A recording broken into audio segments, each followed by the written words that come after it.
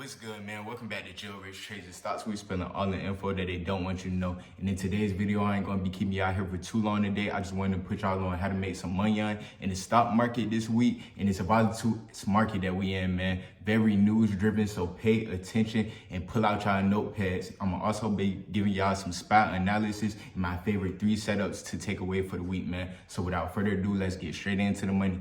You dig?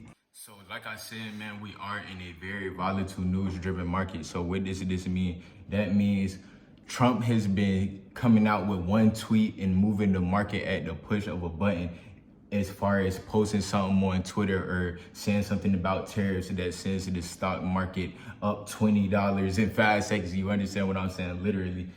This most recent week, last week, was the first time I saw a $15 candle off of ticker symbol SPY, which follows the stock market as a whole, man. And that was in 1 5-minute candle. You understand what I'm saying? Just to put that in perspective for y'all and to show y'all that if you're not in on the right side of that, you could literally watch your account go to shambles just like that in seconds. So with that being said, man, you want to always pay attention to the news. And what I use for one of the things I use for the news, man, is U.S. economic calendar on marketwatch.com. And as we see, we don't really have anything for Monday. We have import data an hour before the market opens, so that doesn't really have that much effect on the market. We have some news around 10 o'clock on Wednesday. Just watch out. Trading at 10 o'clock anyway, because we do have heavy bounces there. So if this news about business and home builder confidence index does move the market, make sure you are safe in your position. You understand what I'm saying? And then Thursday, we have initial jobless claims, which really looks like the only major event for the week, man. And as we move to Yahoo Finance, we did see that 4 hours ago. I was still up when this news hit came out, but I took a nap. It says Apple, Nvidia score relief from U.S. tariffs with exemptions, man. This is basically saying that Donald Trump had exempted a lot of smartphones and computers that Apple and Nvidia have hands on. You understand what I'm saying? So with that being said, I am looking at Nvidia and Apple on the watch list just because they have been getting beat up. Everything's been getting beat up as the market's been moving down, but they're still at a point where it would be a good dip buy. You understand what I'm saying? Because they are both really strong companies still. And as of right now, I don't see any more real major news, man. Now, we did get some good news Friday that sent the market flying, which was, I want to say they talked about cutting interest rates, man. Let's see if we can find it. If not, it's smooth, but just know that the sentiment did change Friday. You understand what I'm saying? Y'all can go look at that on y'all long time. Now, as we get into the charts, man, the money is in the charts. And the reason I say that is because you always want to back test and look to the left when charting, because it's literally going to tell you where you're the most likely to have a reaction from the stock price at, man. So with that being said, we look at ticker symbol SPY. Take these drawings off because it is a lot of noise on my charts, man. I do like to keep my levels charted. So as y'all can see, intraday, man, we kind of held up fine last week. This was Friday. Yeah, we was mostly bullish for the most part all week, besides on this day right here. And I feel like we was just feeling the volume imbalance from right here because we still had a lot of liquidity down here where not really much orders got filled at. You understand what I'm saying? So we ran back down, filled the liquidity, came into this order block, then started shaking tail on this. I want to say it was an ascending triangle on the 5-minute. Yeah, this is the 15-minute. So let me go to the 5-minute. Which day was it at? Yep, y'all see how we broke out of this bull flag right here. I don't want to pull up the drawings right now, but y'all can see how we started consolidating right here after this up move had this flag, then pop out of this due to crazy news. And this is what I was just telling y'all about, these $15, $20 candles in one candle. You understand what I'm saying? 511 to 524. You understand what I'm saying? Like, this is insane. This is a crazy, very news-driven market that we in. So that's why I keep reiterating, make sure y'all just paying attention. Make sure y'all got y'all post notifications on X. Make sure y'all got y'all post notifications on Yahoo Finance. All of this is free. You understand what I'm saying? But back to the charts, man. I'm gonna put this on a daily time frame so we can kind of see the sentiment of the market.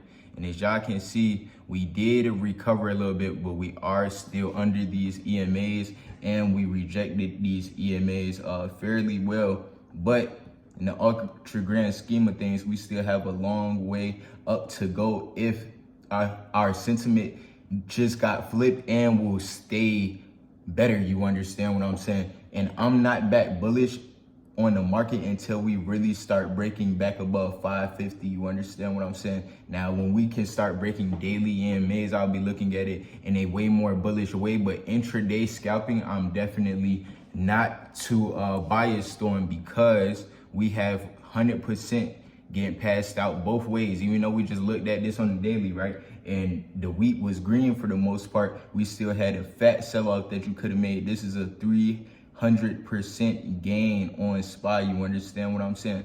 So just in this little 530 move down to 511, you understand what I'm saying? Because when you're trading options, for every tick that it goes above or below your strike price, depending on if you take call or put options, saying that a stock is going to go above or below your chosen strike price on the contract, is it multiplies your return. So it's not just like buying and holding shares. You feel what I'm saying? That's a little different.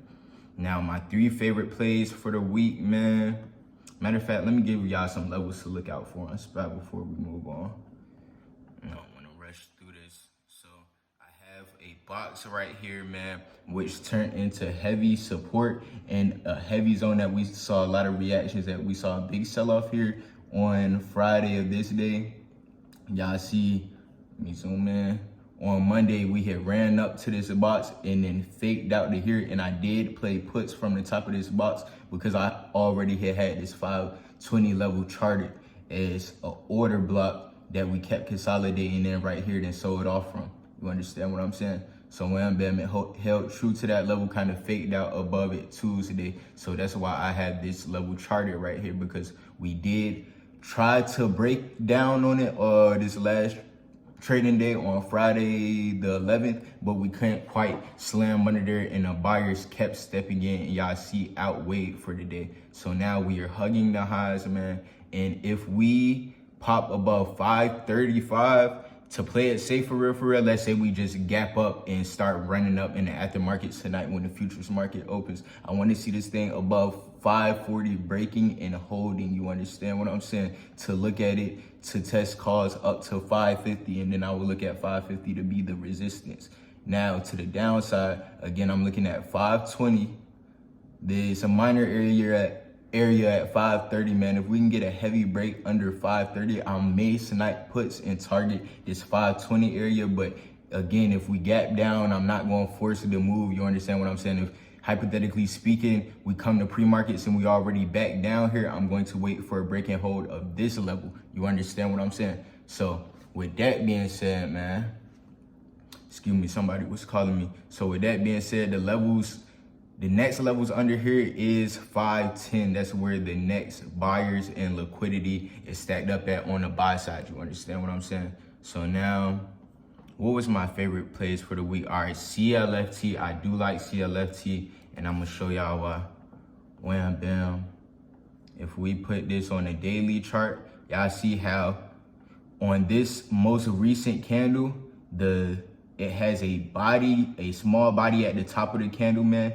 This means that during the day, the stock tried to run down and the buyer stepped in from where it was previous resistance, and it's making support now. So we have 1, 2 touches there, and the buyer supported up mad heavy. You understand what I'm saying? So if we can keep the momentum going after it did just have a little cool off because it was moving so overly trim while the market was selling off, you understand what I'm saying, to the upside, I do like it above $22, man, breaking and holding, and to break out on this lower high pattern that we've been seeing on this.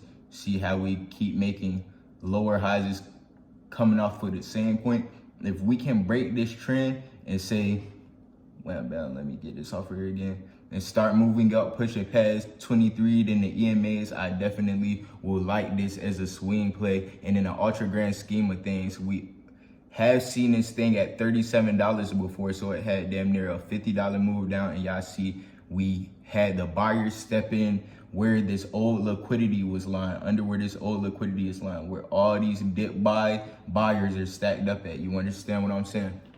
So make sure y'all have CFLT on y'all radar. I also really love AAPL because the charts is saying to love it. And again, the news is saying to love it. The news that we just looked at, man. So if I unhide my drawings, I do got some noise on Apple because I have old charted levels. But if we look at the RSI, we see Apple has been getting its tail whip, man. It's heavily oversold on the RSI, which means the buyers are starting to step in with strong momentum. And if we get this off of here, y'all see we still have new day opening gaps to fill, and there's an imbalance in volume right there, so we're going to have to fill that at some point. And again, in the ultra grand scheme of things, Apple is down in the dumps. You understand what I'm saying? It did recover good last week, made it from 170 to 198, and it could see some resistance at this key psychological level of 200, but above 200, I do like calls on it, man. Or if we can come down back to 192, retest it and hold it and make a new support right there, which we have done in the past. You understand what I'm saying? I will at least like a bounce off of that if I could get in right there. You understand what I'm saying? And the buyers can show that they're actually holding up strong. Now, is there any more? Okay.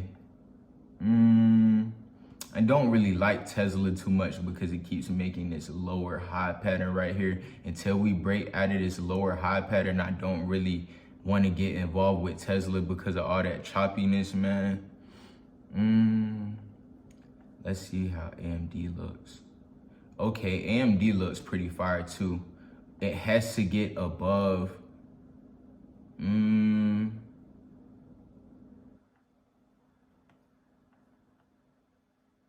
yeah, above $100, I like AMD.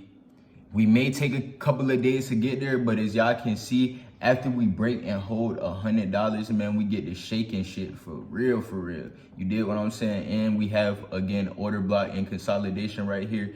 And another one of them situations where the stock has just been down in the dumps. It's been really selling off for a way longer time than the market has as a whole. You understand what I'm saying? Even when the market was on the bull run, this thing was still getting his ass whooped. So we are again at the point to where it's like, okay, we're getting very, very oversold. Now this could either be a cool down to the upside for it to keep getting slammed, retesting what was once support and making it resistance now. But if we can again break where this order block was, above it and hold it above $100, I do like AMD to the upside, man. That's my favorite plays for the week. I just put y'all on how to get some money, and make sure y'all yapping in with me in the trading Discord, man. If y'all want on my live signals, man, more one-on-one mentorships and everything that you need to know about trading. With that being said, we out.